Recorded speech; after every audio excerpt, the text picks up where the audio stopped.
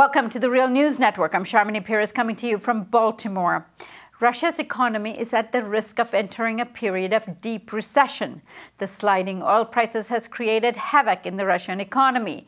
Here to discuss what is happening is Aleksandr Buzgalin. Aleksandr is joining us from Moscow. He is a professor of political economy at Moscow State University. Thank you so much for joining us, Aleksandr. Hello, thank you for the opportunity to talk with you. Aleksandr, the speculation is that the sanctions against Russia for annexing Crimea, plus the sliding oil prices combined, has caused this effect on the Russian economy. What's your take? First of all, I want to stress that main reason is not sanctions or oil prices.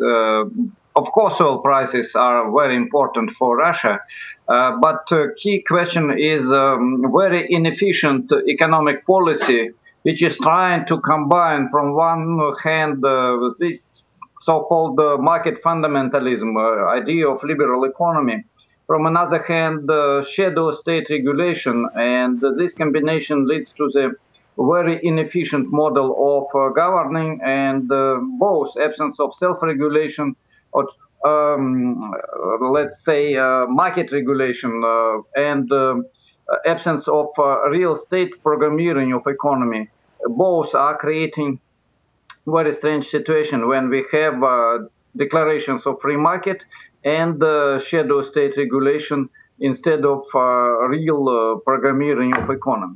So both these factors are the key factors of inefficiency of Russian economy. Sanctions are not very important for Russia until now. It's only small part of economy, small part of finance is under the influence of these sanctions. Fortunately, I think, because it's inefficient for both, for Russia and for European Union, because Russia also is introducing some sanctions. Oil prices is important factor because this is big part of state budget.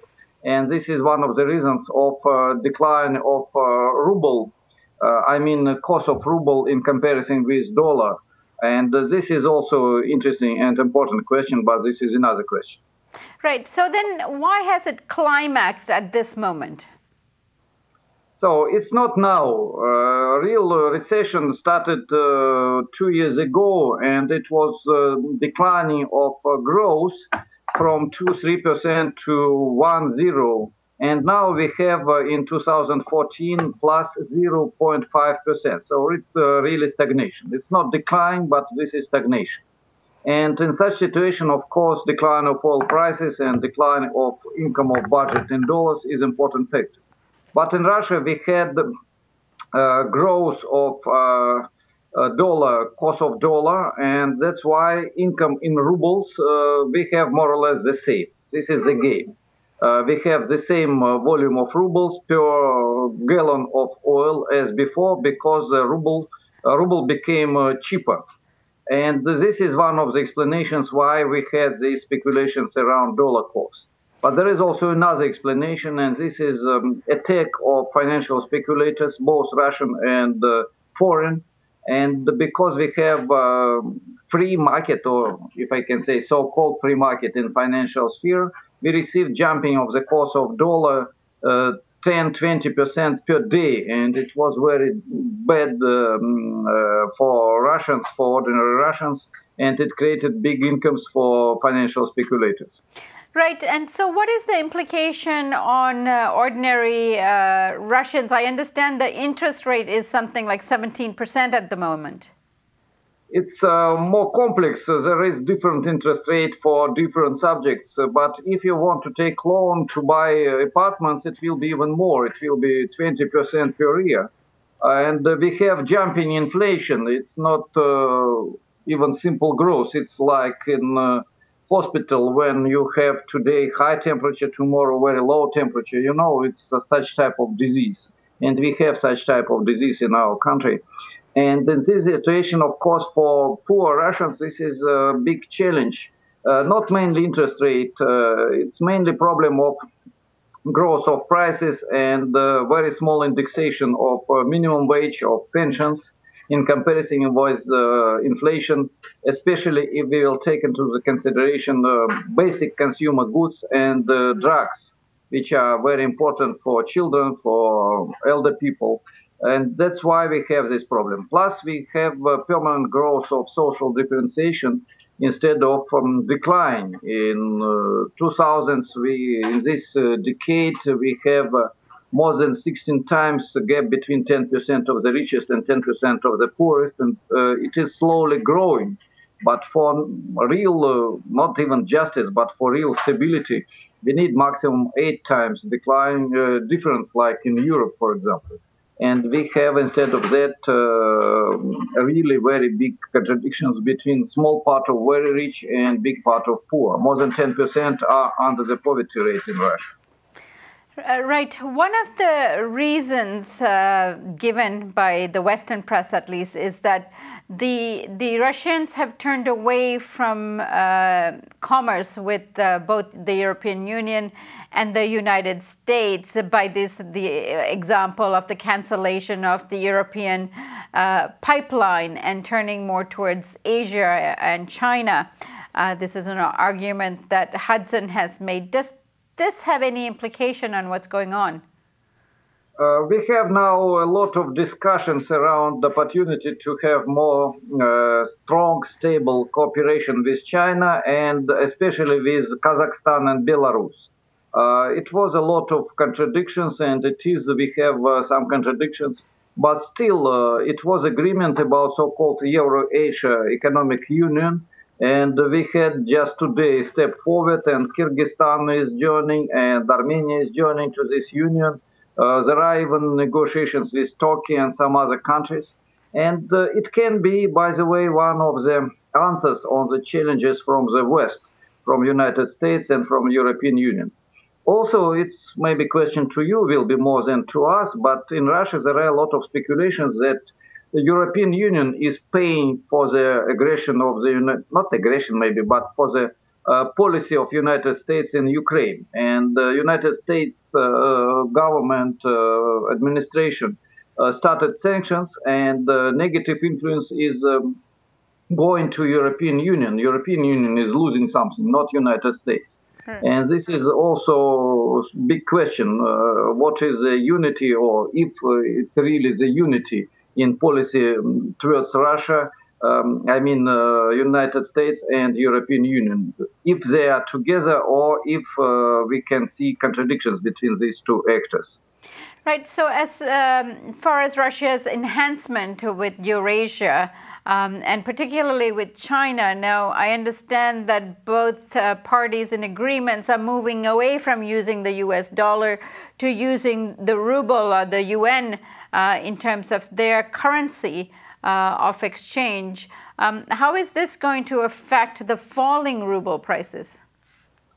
First of all, we have both positive and negative experience of using of national currencies. Before this jumping of the cost of ruble, which I mentioned before, it was a growth of exchange based in national currency, yuan, ruble, and so on. Also, it was attempts to make ruble money currency for the exchange with Belarus and Kazakhstan.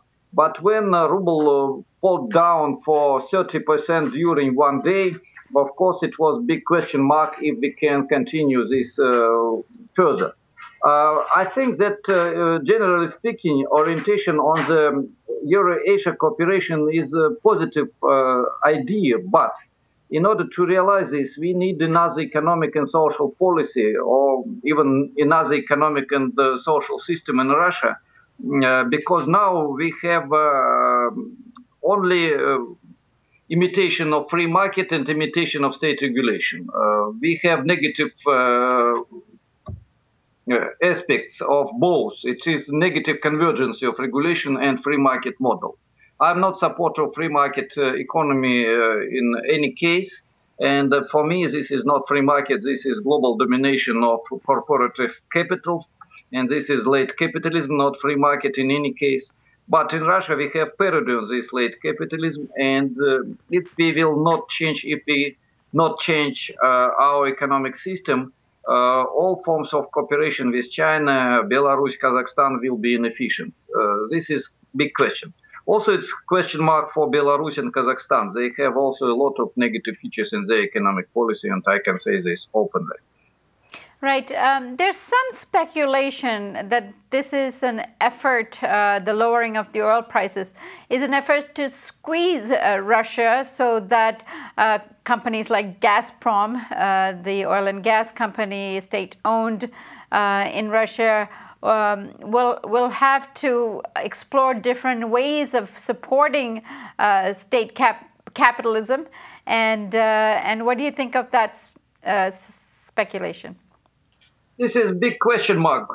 And in Russia, many so-called state companies, they, by the way, according to the juridical form, legally, they are stock companies. And state has only 50 or 51% of the shares. It's not only state corporation.